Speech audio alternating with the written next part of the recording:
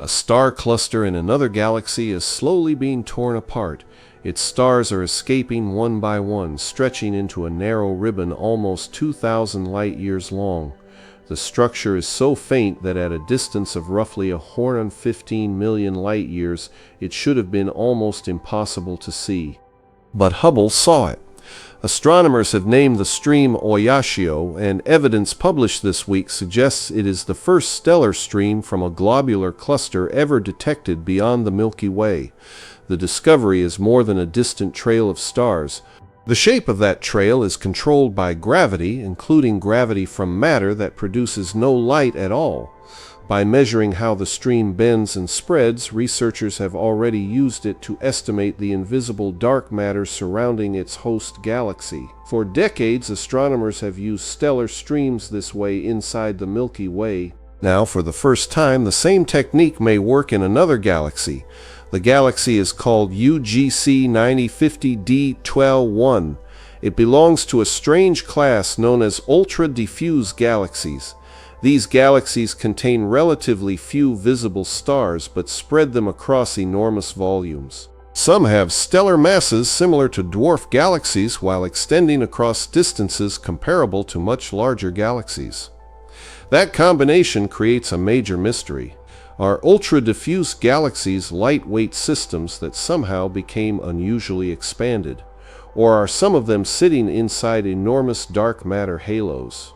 Because they are so faint, answering that question is difficult. Traditional methods depend on measuring the motions of stars or gas, but there may not be enough bright material to obtain precise measurements. UGC 9050W1 offered another possibility. In deep Hubble images, researchers noticed an incredibly thin curved structure near one of the galaxy's compact star clusters. The feature was also visible independently in observations from the Canada-France-Hawaii telescope, making it much less likely to be an image processing artifact. Researchers called it Oyashio after a cold Pacific Ocean current. Its dimensions immediately attracted attention. The visible arm stretches for approximately 2 kiloparsecs, around 6,500 light-years, while its measured width is only about 72 parsecs, or roughly 235 light-years. The stream sits about 2.5 kiloparsecs from the center of the galaxy. That extreme thinness matters. A disrupted dwarf galaxy tends to produce a much broader stream because the original object contains more mass and often its own dark matter. Globular clusters are different. They are dense collections containing hundreds of thousands or even millions of stars packed into relatively compact regions. When a globular cluster orbits a galaxy, gravity from the host does not pull equally on every star. Stars on the side closer to the galaxy experience a slightly stronger gravitational pull than stars on the far side. Over long periods, the weakest bound stars escape. They do not simply fly away randomly. Some drift ahead of the cluster along its orbit, others fall behind. The result is a pair of long, narrow tidal tails that gradually trace the cluster's path through the galaxy. Imagine dropping breadcrumbs continuously while walking through a forest. The breadcrumbs reveal where you have been. A stellar stream does something even more useful. It reveals the gravitational landscape through which the cluster traveled. If there is more mass on one side, the stream curves differently. If a concentrated lump of dark matter passes nearby, it can disturb the trail, potentially creating a gap, bend, or unusual concentration of stars. The stream is effectively a record of invisible gravity. This is why streams such as GD1 and Palomar 5 in the Milky Way have become powerful tools for dark matter research. But until now, globular cluster streams had only been observed inside our own galaxy. Finding one more than 100 million light-years away is difficult because an individual stream star at that distance is usually too faint to identify. Instead of counting stars individually, astronomers had to measure their combined glow. The Oyashio structure has a surface brightness around 27 magnitudes per square arcsecond in one of Hubble's filters. That means the signal is extremely faint compared with ordinary stars or bright galactic structures. Yet its brightness rises significantly above the surrounding background, and its color closely matches the compact object located at one end of the stream. That compact source is the suspected surviving globular cluster. The stream and cluster also have colors consistent with the wider globular cluster population of UGC 9050 DD1. If the stars were unrelated objects accidentally aligned in the image, that agreement would be an unlikely coincidence. The team then tested whether a globular cluster could physically create the observed structure. They used a modeling system called X-Stream. Instead of simply drawing an orbit through the visible feature, the model generates disrupted star clusters inside different possible gravitational fields. Researchers changed parameters such as the cluster's original mass, its orbit, and the amount and distribution of dark matter surrounding the galaxy. They then asked which combinations naturally created something resembling Oyashio. The results placed the original cluster mass below about 2.5 million solar masses with 95% confidence. That is completely plausible for a massive globular cluster. But the model also revealed something much larger. To produce the observed stream, UGC 9050 DU1 appears to sit inside a substantial dark matter halo. The preferred model corresponds to a total halo mass on the order of 10 to the power of 11 solar masses with large uncertainties. One representative model gives approximately 1.6 times 10 to the power of 11 solar masses, comparable to estimates for the halo of the Large Magellanic Cloud. That is remarkable for a galaxy whose visible stars make it appear so faint.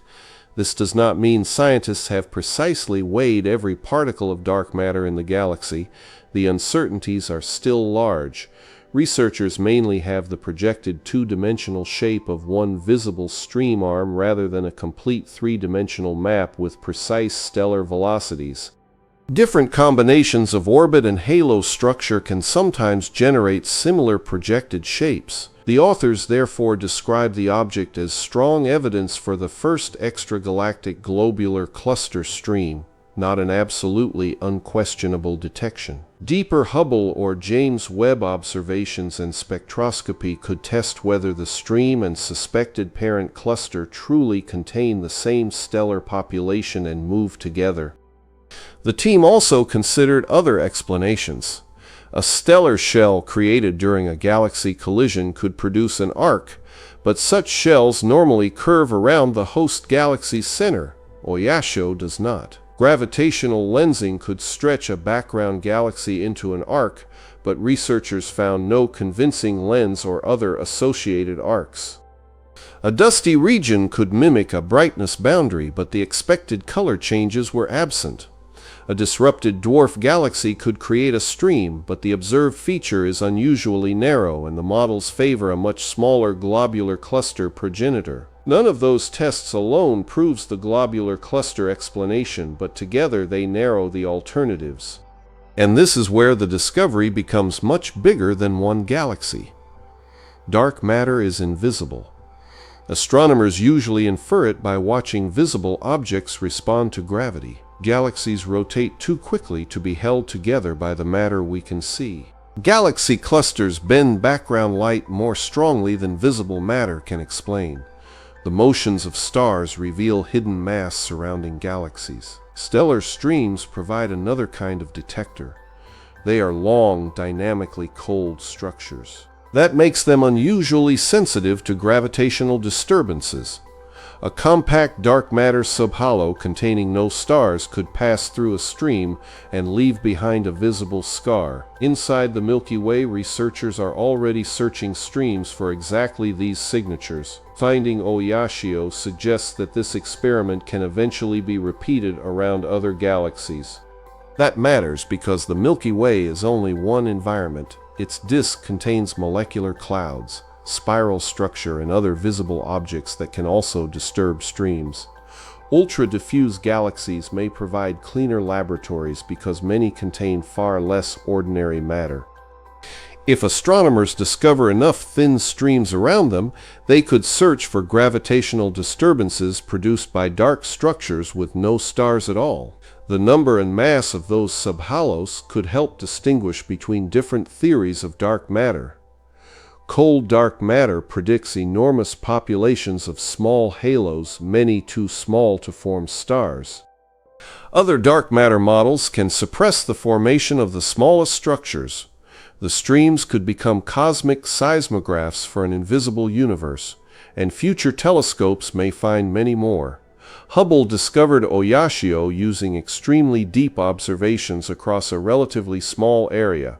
ESA's Euclid mission and NASA's upcoming Nancy Grace Roman Space Telescope are designed to survey much larger regions of the sky with exceptional sensitivity.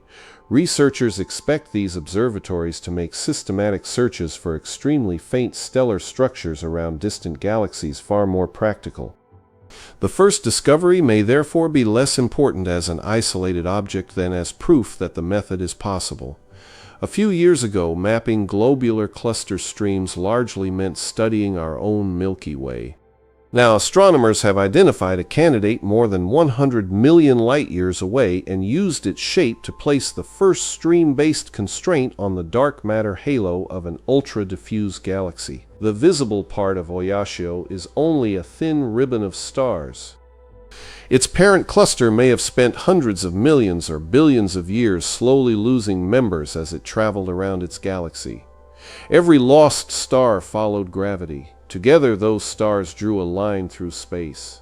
And hidden inside the shape of that line is information about matter that no telescope can photograph directly. Astronomers did not see the dark matter around UGC 9050 DAD1. They saw what it did to a cluster that was falling apart. For the first time, that gravitational breadcrumb trail has been found beyond the Milky Way. And if hundreds more are waiting in other faint galaxies, some of the best maps of invisible matter may eventually be drawn using stars that are no longer where they were born.